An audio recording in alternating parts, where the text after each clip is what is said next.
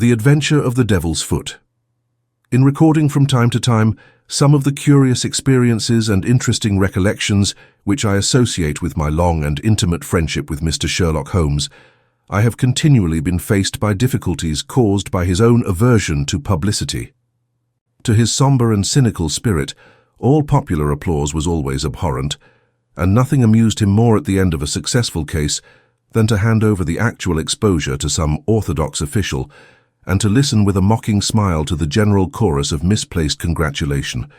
It was indeed this attitude upon the part of my friend, and certainly not any lack of interesting material, which has caused me of late years to lay very few of my records before the public. My participation in some of his adventures was always a privilege, which entailed discretion and reticence upon me. It was then with considerable surprise that I received a telegram from Holmes last Tuesday. He has never been known to write where a telegram would serve, in the following terms: "Why not tell them of the Cornish horror, strangest case I have handled?" I have no idea what backward sweep of memory had brought the matter fresh to his mind, or what freak had caused him to desire that I should recount it. But I hasten, before another cancelling telegram may arrive, to hunt out the notes which give me the exact details of the case, and to lay the narrative before my readers. It was, then, in the spring of the year 1897, that Holmes's iron constitution showed some symptoms of giving way in the face of constant hard work, of a most exacting kind, aggravated, perhaps, by occasional indiscretions of his own. In March of that year, Dr. Moore Agar of Harley Street, whose dramatic introduction to Holmes I may some day recount, gave positive injunctions that the famous private agent lay aside all his cases and surrender himself to complete rest if he wished to avert an absolute breakdown. The state of his health was not a matter in which he himself took the faintest interest, for his mental detachment was absolute, but he was induced at last, on the threat of being permanently disqualified from work, to give himself a complete change of scene and air. Thus it was that in the early spring of that year we found ourselves together in a small cottage near Poldhu Bay, at the further extremity of the Cornish peninsula. It was a singular spot, and one peculiarly well suited to the grim humour of my patient. From the windows of our little whitewashed house, which stood high upon a grassy headland, we looked down upon the whole sinister semicircle of Mounts Bay, that old death-trap of sailing vessels, with its fringe of black cliffs and surge-swept reefs, on which innumerable seamen have met their end. With a northerly breeze it lies placid and sheltered, inviting the storm-tossed craft to tack into it for rest and protection. Then come the sudden swirl round of the wind, the blistering gale from the southwest, the dragging anchor, the lee shore, and the last battle in the creaming breakers. The wise mariner stands far out from that evil place. On the land side our surroundings were as sombre as on the sea. It was a country of rolling moors, lonely and dun-coloured, with an occasional church tower to mark the site of some old-world village. In every direction upon these moors there were traces of some vanished race which had passed utterly away, and left as its sole record strange monuments of stone, irregular mounds which contained the burned ashes of the dead, and curious earthworks which hinted at prehistoric strife. The glamour and mystery of the place, with its sinister atmosphere of forgotten nations, appealed to the imagination of my friend, and he spent much of his time in long walks and solitary meditations upon the moor. The ancient Cornish language had also arrested his attention, and he had, I remember, conceived the idea that it was akin to the Chaldean, and had been largely derived from the Phoenician traders in tin. He had received a consignment of books upon philology, and was settling down to develop this thesis, when suddenly, to my sorrow and to his unfeigned delight, we found ourselves, even in that land of dreams, plunged into a problem at our very doors, which was more intense, more engrossing, and infinitely more mysterious than any of those which had driven us from London. Our simple life and peaceful, healthy routine were violently interrupted, and we were precipitated into the midst of a series of events which caused the utmost excitement not only in Cornwall, but throughout the whole west of England. Many of my readers may retain some recollection of what was called at the time the Cornish horror, though a most imperfect account of the matter reached the London press. Now, after 13 years, I will give the true details of this inconceivable affair to the public. I have said that scattered towers marked the villages which dotted this part of Cornwall. The nearest of these was the hamlet of Tredannick Wallace, where the cottages of a couple of hundred inhabitants clustered round an ancient, moss-grown church. The vicar of the parish, Mr. Roundhay, was something of an archaeologist, and as such Holmes had made his acquaintance. He was a middle-aged man, portly and affable, with a considerable fund of local lore. At his invitation we had taken tea at the vicarage, and had come to know also Mr. Mortimer Tregennis, an independent gentleman who increased the clergyman's scanty resources by taking rooms in his large, straggling house. The vicar, being a bachelor, was glad to come to such an arrangement, though he had little in common with his lodger, who was a thin, dark, spectacled man, with a stoop which gave the impression of actual physical deformity.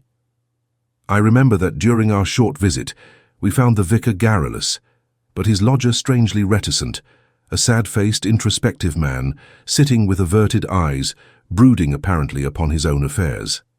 These were the two men who entered abruptly into our little sitting-room on Tuesday, March the 16th, shortly after our breakfast hour, as we were smoking together preparatory to our daily excursion upon the moors.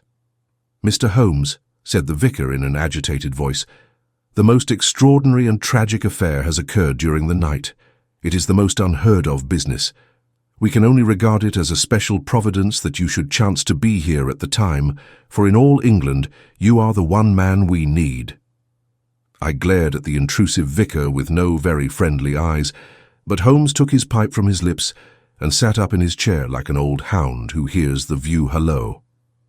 He waved his hand to the sofa, and our palpitating visitor with his agitated companion sat side by side upon it.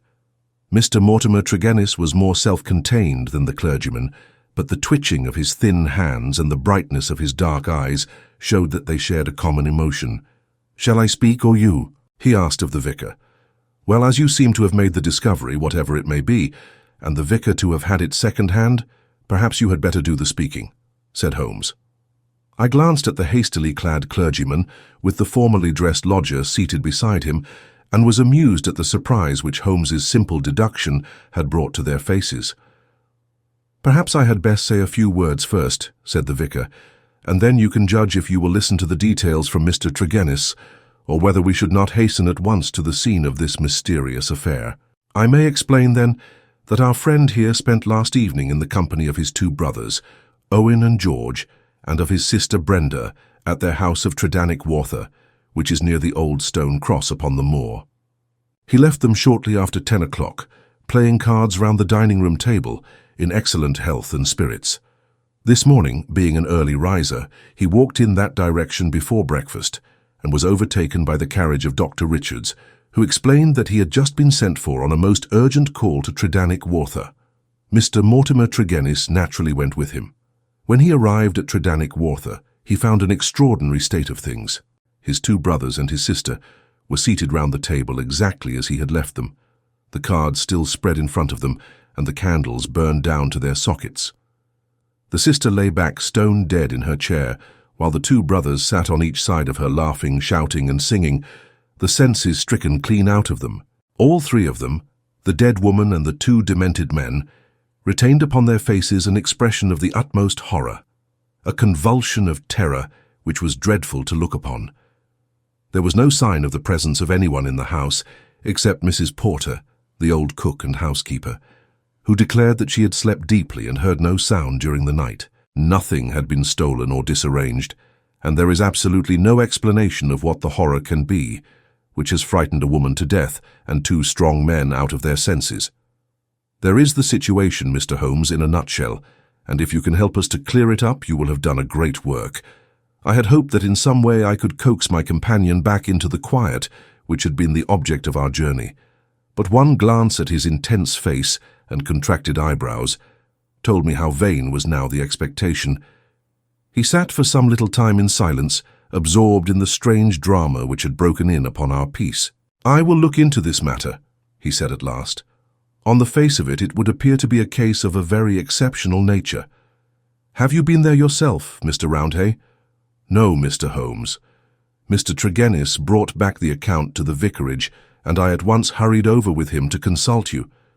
How far is it to the house where this singular tragedy occurred?" "About a mile inland. Then we shall walk over together. But before we start, I must ask you a few questions, Mr. Mortimer Tregennis." The other had been silent all this time, but I had observed that his more controlled excitement was even greater than the obtrusive emotion of the clergyman.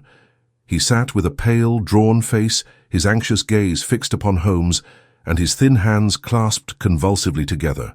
His pale lips quivered as he listened to the dreadful experience which had befallen his family, and his dark eyes seemed to reflect something of the horror of the scene.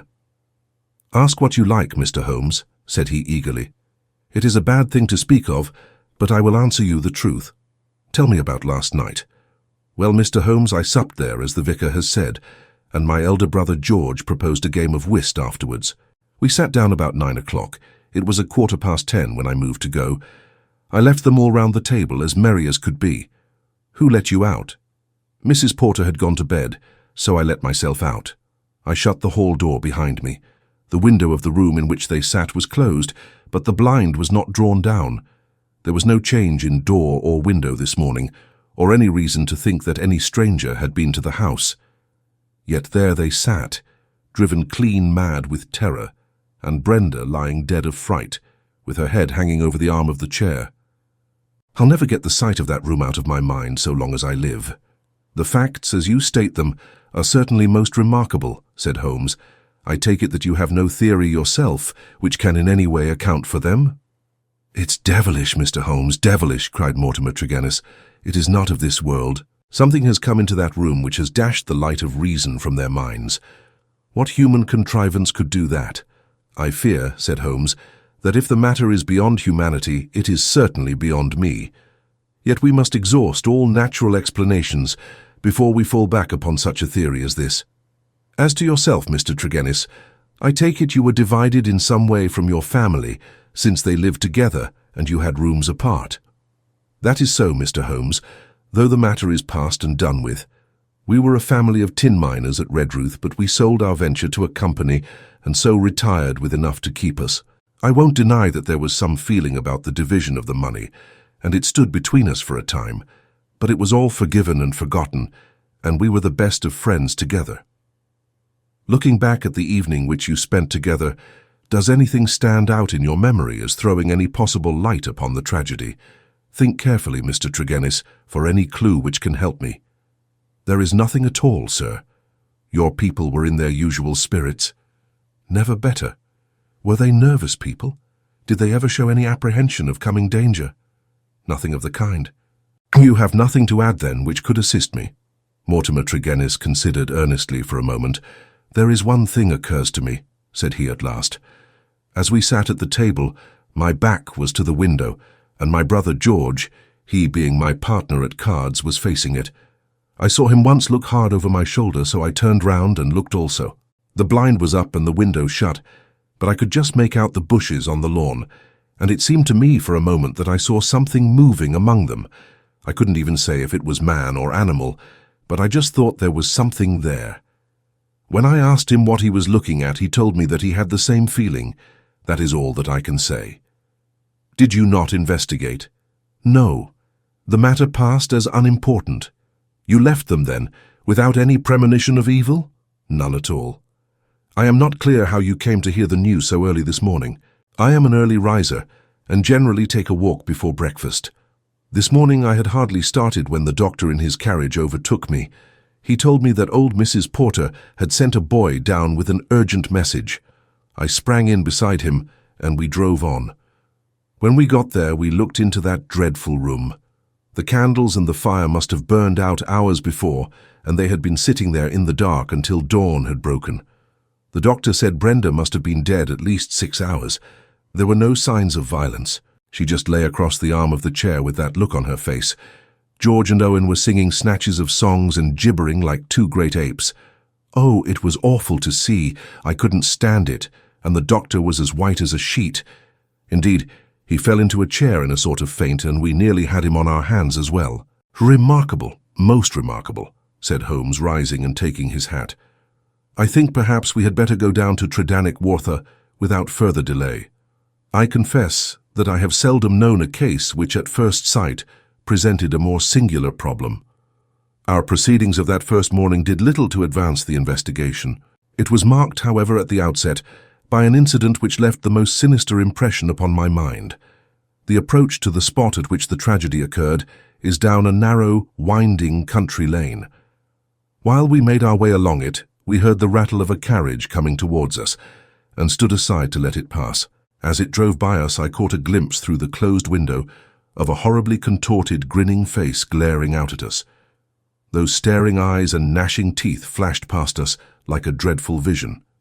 "My brothers!" cried Mortimer Tregennis, white to his lips. "They are taking them to Helston." We looked with horror after the black carriage lumbering upon its way. Then we turned our steps towards this ill-omened house in which they had met their strange fate.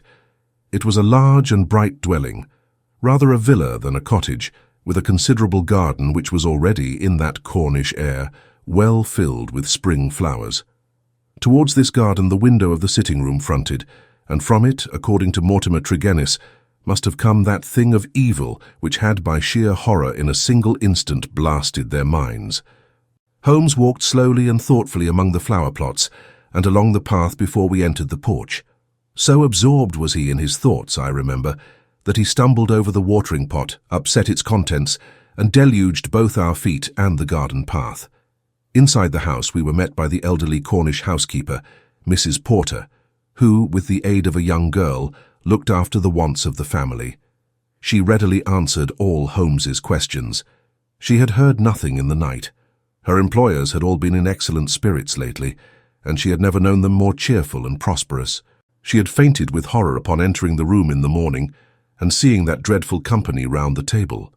She had, when she recovered, thrown open the window to let the morning air in, and had run down to the lane, whence she sent a farm lad for the doctor. The lady was on her bed upstairs if we cared to see her. It took 4 strong men to get the brothers into the asylum carriage. She would not herself stay in the house another day, and was starting that very afternoon to rejoin her family at St. Ives. We ascended the stairs and viewed the body. Miss Brenda Tregennis had been a very beautiful girl, though now verging upon middle age. Her dark, clear-cut face was handsome, even in death, but there still lingered upon it something of that convulsion of horror which had been her last human emotion. From her bedroom we descended to the sitting-room, where this strange tragedy had actually occurred. The charred ashes of the overnight fire lay in the grate. On the table were the 4 guttered and burned-out candles, with the cards scattered over its surface. The chairs had been moved back against the walls, but all else was as it had been the night before. Holmes paced with light, swift steps about the room. He sat in the various chairs, drawing them up and reconstructing their positions. He tested how much of the garden was visible. He examined the floor, the ceiling, and the fireplace. But never once did I see that sudden brightening of his eyes and tightening of his lips, which would have told me that he saw some gleam of light in this utter darkness. "Why a fire?" he asked once. Had they always a fire in this small room on a spring evening? Mortimer Tregennis explained that the night was cold and damp. For that reason, after his arrival, the fire was lit. "What are you going to do now, Mr. Holmes?" he asked. My friend smiled and laid his hand upon my arm. "I think, Watson, that I shall resume that course of tobacco poisoning which you have so often and so justly condemned," said he. "With your permission, gentlemen, we will now return to our cottage, for I am not aware that any new factor is likely to come to our notice here. I will turn the facts over in my mid, Mr. Tregennis, and should anything occur to me, I will certainly communicate with you and the vicar. In the meantime, I wish you both good morning." It was not until long after we were back in Poldhu Cottage that Holmes broke his complete and absorbed silence. He sat coiled in his armchair, his haggard and ascetic face hardly visible amid the blue swirl of his tobacco smoke, his black brows drawn down, his forehead contracted, his eyes vacant and far away. Finally he laid down his pipe and sprang to his feet. "It won't do, Watson," said he with a laugh. "Let us walk along the cliffs together and search for flint arrows. We are more likely to find them than clues to this problem. To let the brain work without sufficient material is like racing an engine. It racks itself to pieces. The sea air, sunshine, and patience, Watson, all else will come. Now, let us calmly define our position, Watson," he continued, as we skirted the cliffs together. "Let us get a firm grip of the very little which we do know, so that when fresh facts arise, we may be ready to fit them into their places. I take it in the first place that neither of us is prepared to admit diabolical intrusions into the affairs of men. Let us begin by ruling that entirely out of our minds. Very good. There remain 3 persons who have been grievously stricken by some conscious or unconscious human agency. That is firm ground. Now, when did this occur? Evidently, assuming his narrative to be true, it was immediately after Mr. Mortimer Tregennis had left the room. That is a very important point. The presumption is that it was within a few minutes afterwards. The cards still lay upon the table. It was already past their usual hour for bed. Yet they had not changed their position or pushed back their chairs. I repeat then that the occurrence was immediately after his departure, and not later than 11 o'clock last night. Our next obvious step is to check, so far as we can, the movements of Mortimer Tregennis after he left the room.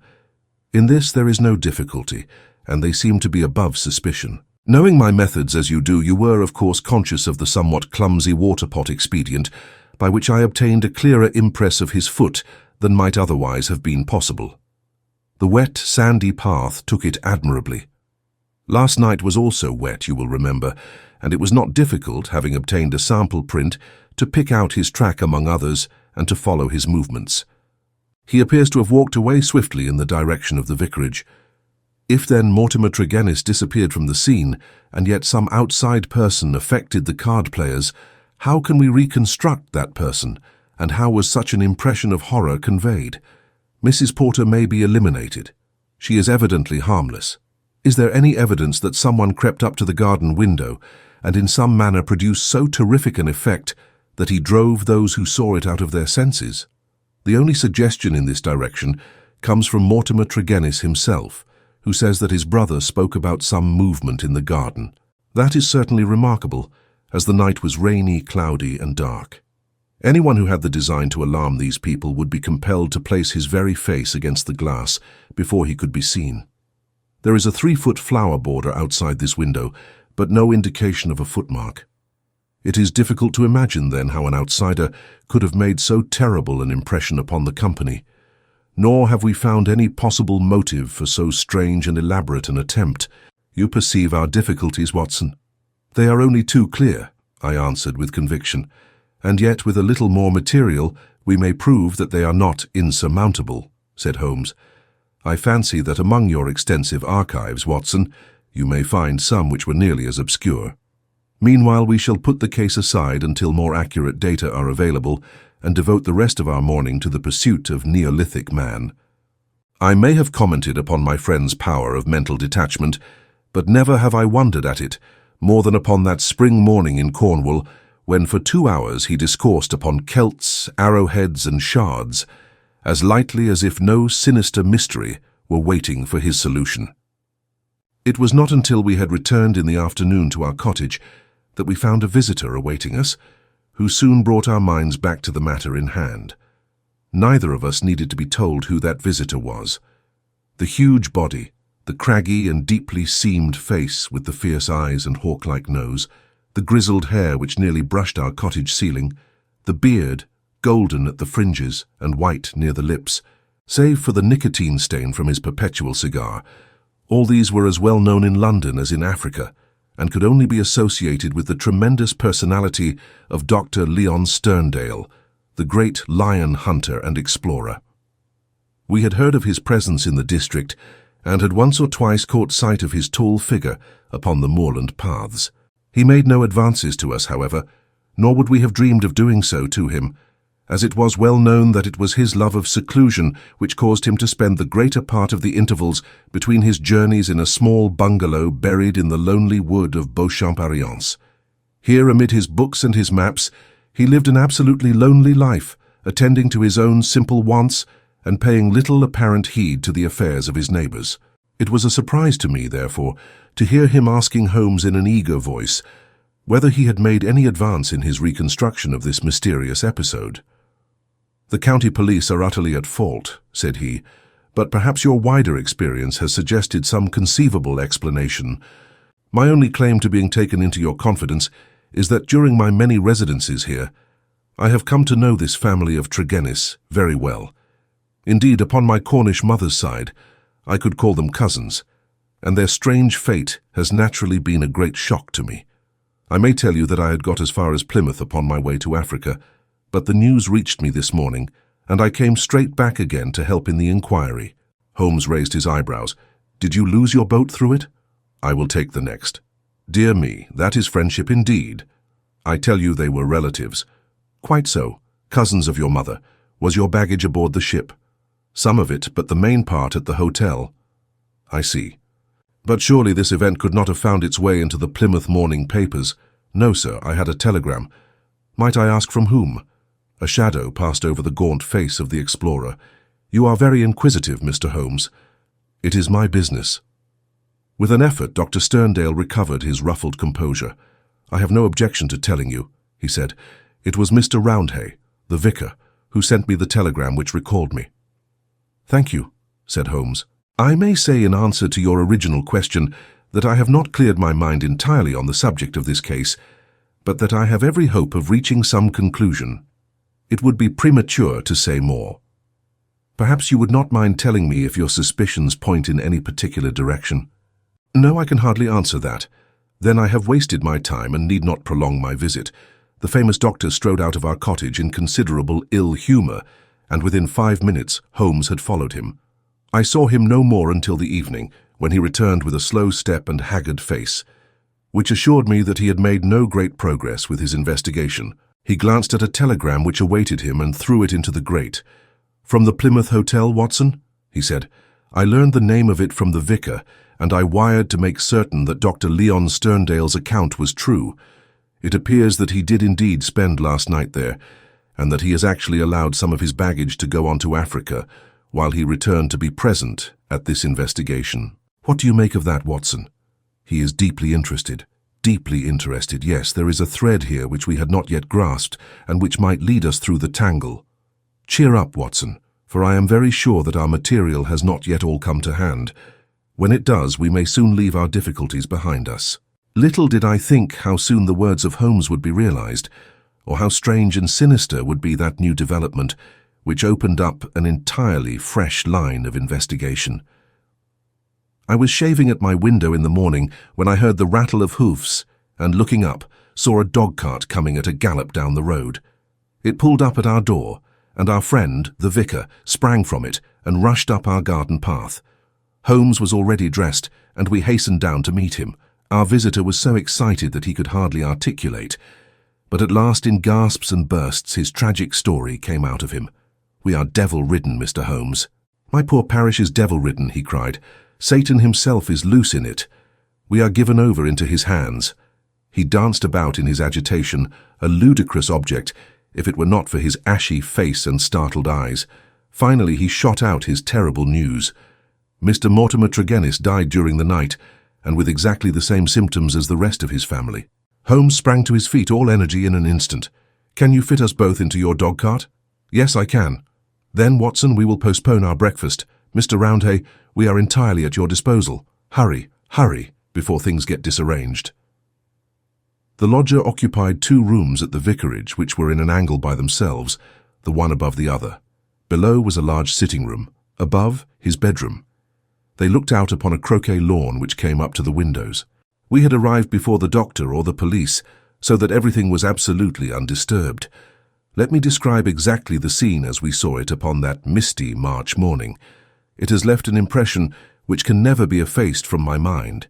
The atmosphere of the room was of a horrible and depressing stuffiness. The servant who had first entered had thrown up the window, or it would have been even more intolerable. This might partly be due to the fact that a lamp stood flaring and smoking on the centre table. Beside it sat the dead man, leaning back in his chair, his thin beard projecting, his spectacles pushed up onto his forehead, and his lean, dark face turned towards the window and twisted into the same distortion of terror which had marked the features of his dead sister. His limbs were convulsed, and his fingers contorted as though he had died in a very paroxysm of fear. He was fully clothed, though there were signs that his dressing had been done in a hurry. We had already learned that his bed had been slept in, and that the tragic end had come to him in the early morning. One realized the red-hot energy which underlay Holmes's phlegmatic exterior when one saw the sudden change which came over him from the moment that he entered the fatal apartment. In an instant he was tense and alert, his eyes shining, his face set, his limbs quivering with eager activity. He was out on the lawn, in through the window, round the room, and up into the bedroom, for all the world like a dashing foxhound drawing a cover. In the bedroom he made a rapid cast around and ended by throwing open the window, which appeared to give him some fresh cause for excitement, for he leaned out of it with loud ejaculations of interest and delight. Then he rushed down the stair, out through the open window, threw himself upon his face on the lawn, sprang up and into the room once more, all with the energy of the hunter who is at the very heels of his quarry. The lamp, which was an ordinary standard, he examined with minute care, making certain measurements upon its bowl. He carefully scrutinized with his lens the talc shield which covered the top of the chimney, and scraped off some ashes which adhered to its upper surface, putting some of them into an envelope, which he placed in his pocketbook. Finally, just as the doctor and the official police put in an appearance, he beckoned to the vicar, and we all three went out upon the lawn. "I am glad to say that my investigation has not been entirely barren," he remarked. "I cannot remain to discuss the matter with the police, but I should be exceedingly obliged, Mr. Roundhay, if you would give the inspector my compliments and direct his attention to the bedroom window and to the sitting-room lamp. Each is suggestive, and together they are almost conclusive. If the police would desire further information, I shall be happy to see any of them at the cottage. And now, Watson, I think that perhaps we shall be better employed elsewhere." It may be that the police resented the intrusion of an amateur, or that they imagined themselves to be upon some hopeful line of investigation, but it is certain that we heard nothing from them for the next 2 days.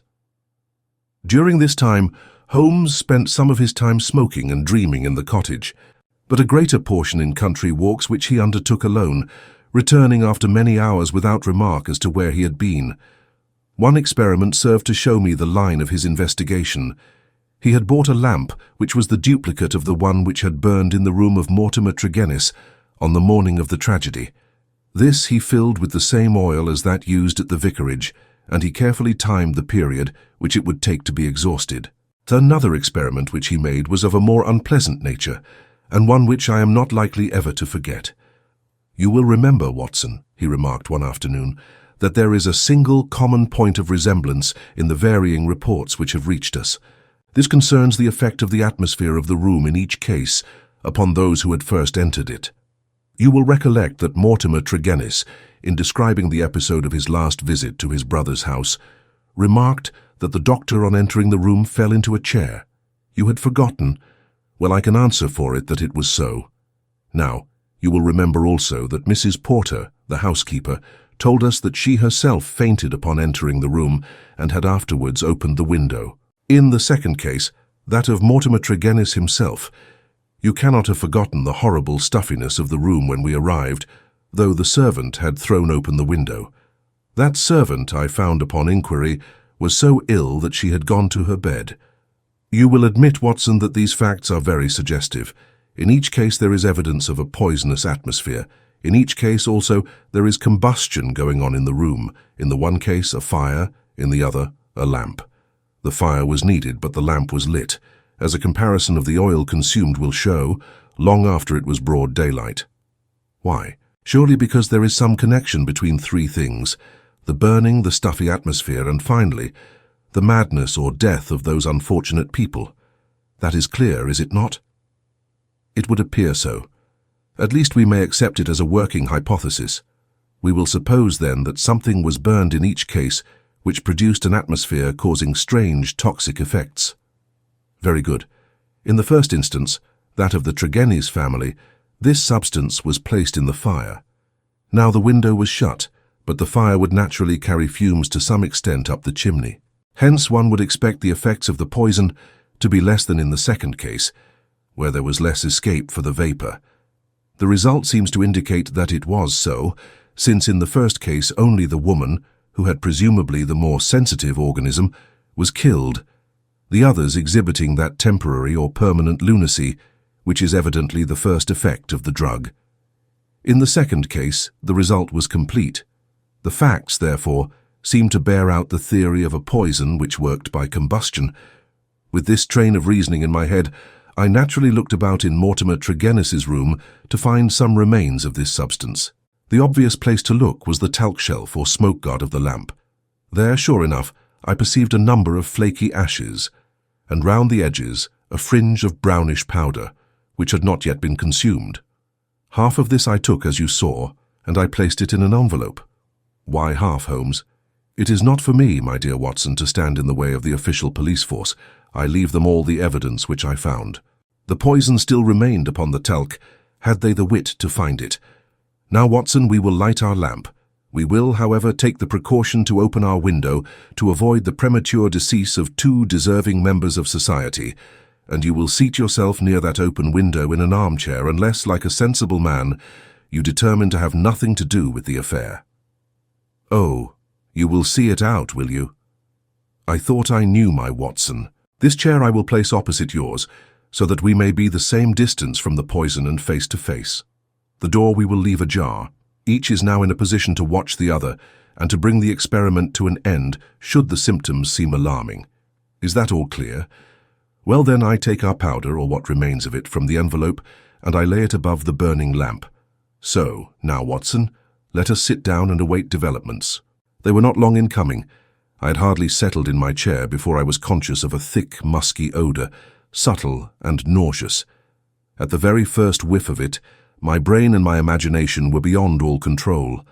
A thick, black cloud swirled before my eyes, and my mind told me that in this cloud, unseen as yet but about to spring out upon my appalled senses, lurked all that was vaguely horrible, all that was monstrous and inconceivably wicked in the universe. Vague shapes swirled and swam amid the dark cloud bank, each a menace and a warning of something coming, the advent of some unspeakable dweller upon the threshold, whose very shadow would blast my soul.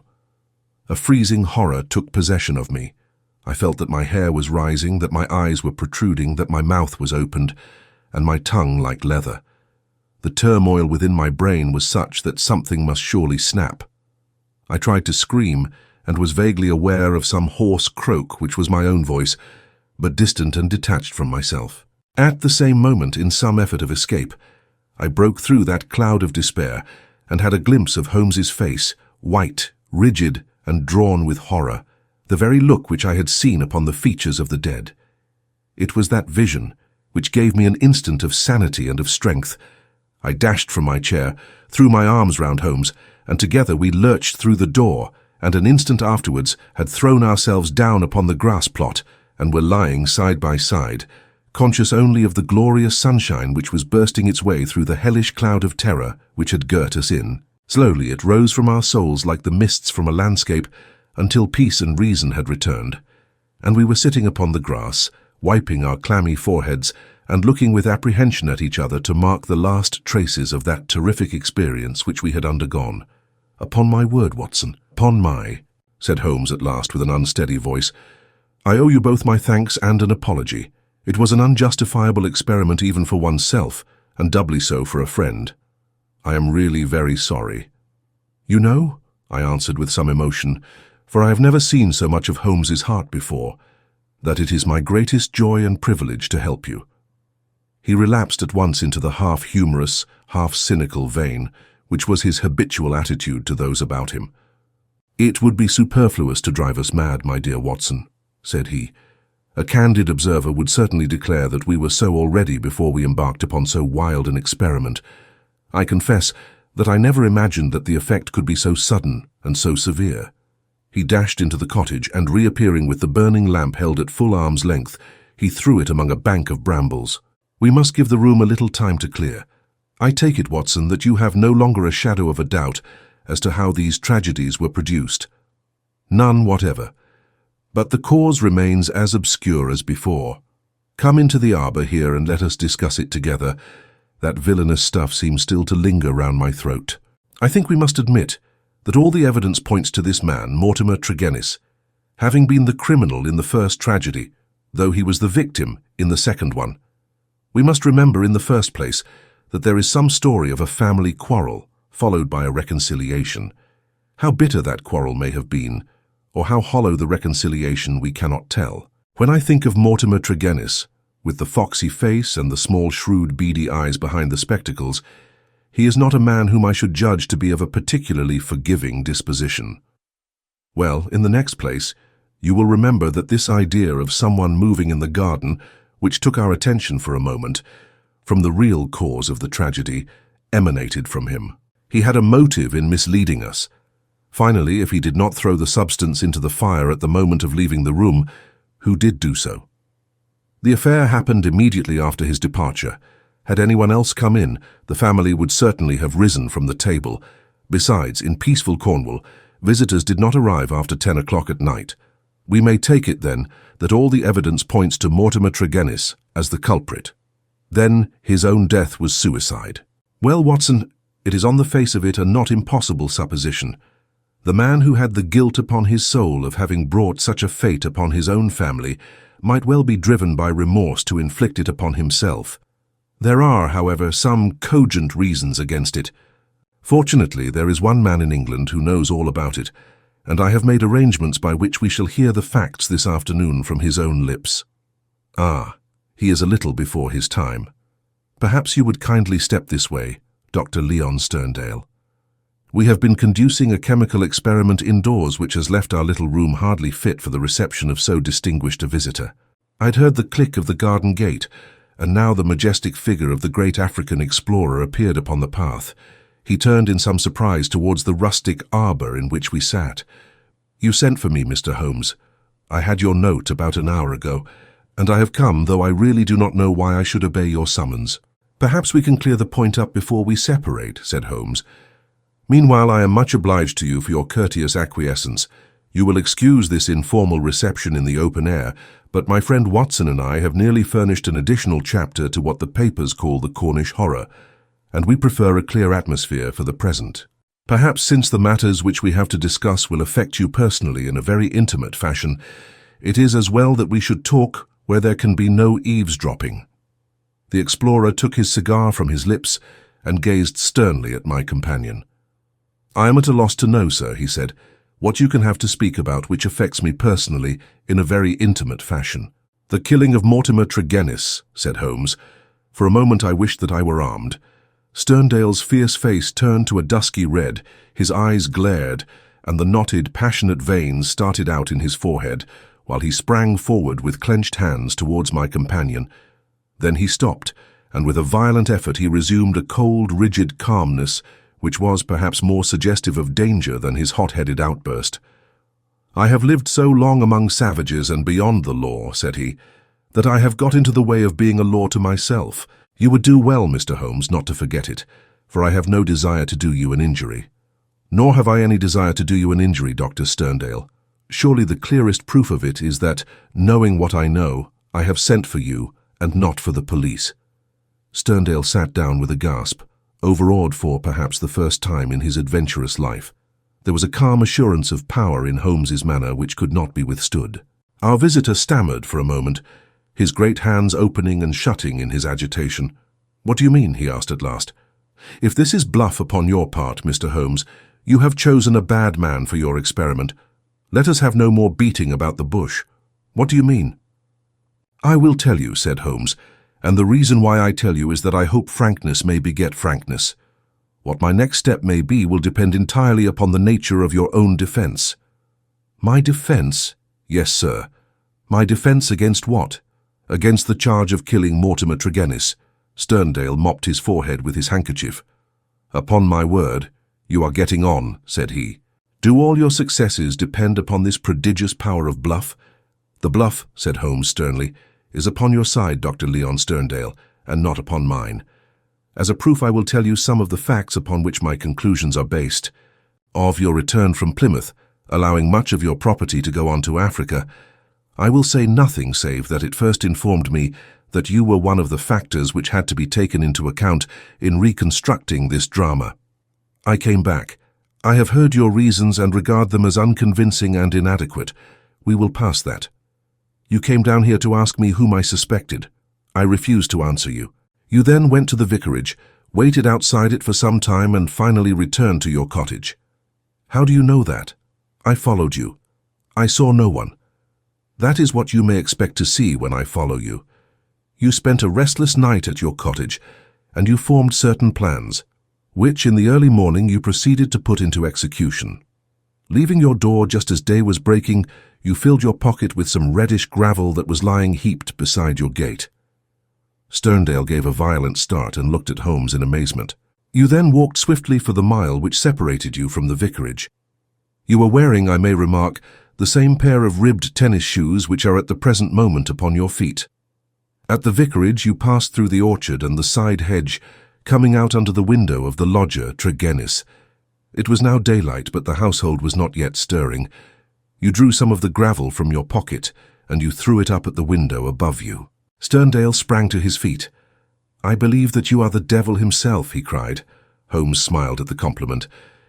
It took 2 or possibly 3 handfuls before the lodger came to the window. You beckoned him to come down. He dressed hurriedly and descended to his sitting room. You entered by the window. There was an interview, a short one, during which you walked up and down the room. Then you passed out and closed the window, standing on the lawn outside smoking a cigar and watching what occurred. Finally, after the death of Tregennis, you withdrew as you had come. Now, Dr. Sterndale, how do you justify such conduct, and what were the motives for your actions? If you prevaricate or trifle with me, I give you my assurance that the matter will pass out of my hands forever." Our visitor's face had turned ashen grey as he listened to the words of his accuser. Now he sat for some time in thought, with his face sunk in his hands. Then, with a sudden impulsive gesture, he plucked a photograph from his breast pocket and threw it on the rustic table before us. "That is why I have done it," said he. It showed the bust and face of a very beautiful woman. Holmes stooped over it. "Brenda Tregennis," said he. "Yes, Brenda Tregennis," repeated our visitor. "For years I have loved her. For years she has loved me. There is the secret of that Cornish seclusion which people have marvelled at. It has brought me close to the one thing on earth that was dear to me. I could not marry her, for I have a wife who has left me for years, and yet whom by the deplorable laws of England I could not divorce. For years Brenda waited. For years I waited. And this is what we have waited for." A terrible sob shook his great frame, and he clutched his throat under his brindled beard. Then, with an effort, he mastered himself and spoke on. "The vicar knew. He was in our confidence. He would tell you that she was an angel upon earth. That was why he telegraphed to me and I returned. What was my baggage or Africa to me when I learned that such a fate had come upon my darling? There you have the missing clue to my action, Mr. Holmes. Proceed," said my friend. Dr. Sterndale drew from his pocket a paper packet and laid it upon the table. On the outside was written Radix Pedis Diaboli, with a red poison label beneath it. He pushed it towards me. "I understand that you are a doctor, sir. Have you ever heard of this preparation?" "Devil's foot root. No, I have never heard of it. It is no reflection upon your professional knowledge," said he, "for I believe that save for one sample in a laboratory at Buda, there is no other specimen in Europe. It has not yet found its way either into the pharmacopoeia or into the literature of toxicology. The root is shaped like a foot, half human, half goat-like, hence the fanciful name given by a botanical missionary. It is used as an ordeal poison by the medicine men in certain districts of West Africa and is kept as a secret among them. This particular specimen I obtained under very extraordinary circumstances in the Ubangi country." He opened the paper as he spoke and disclosed a heap of reddish-brown, snuff-like powder. "Well, sir?" asked Holmes sternly. "I am about to tell you, Mr. Holmes, all that actually occurred. For you already know so much that it is clearly to my interest that you should know all. I have already explained the relationship in which I stood to the Tregennis family. For the sake of the sister, I was friendly with the brothers. There was a family quarrel about money which estranged this man Mortimer, but it was supposed to be made up, and I afterwards met him as I did the others. He was a sly, subtle, scheming man, and several things arose which gave me a suspicion of him, but I had no cause for any positive quarrel. One day, only a couple of weeks ago, he came down to my cottage and I showed him some of my African curiosities. Among other things, I exhibited this powder, and I told him of its strange properties, how it stimulates those brain centers which control the emotion of fear, and how either madness or death is the fate of the unhappy native, who is subjected to the ordeal by the priest of his tribe.